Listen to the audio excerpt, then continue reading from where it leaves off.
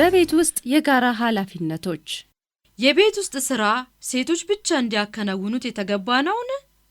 በቤት ውስጥ ኃላፊነቶችን በጋራ ስንወጣ ማለትም ስራዎችን ተከፋፍለን ስንከውን ቤተሰባችን ውስጥ ጥሩ የሆነ መግባባትና መከባበር ይነግሳል።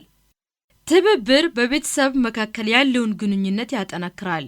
ስለዚህ የቤት ውስጥ ስራን በአግባቡ እንከፋፈል። የቡድን ስራ ክህሎታችን የሚጀምረው ከቤት ነው።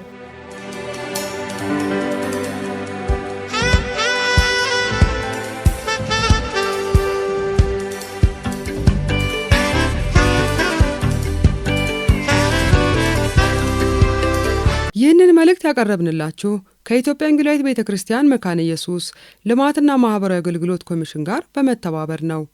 አድማጮቻችን አሁን በሰማችሁት መልእክት ላይ ያላችሁን አስተያየት ወይም ሐሳብ ከታች ባለው አድራሻችን ላኩልን።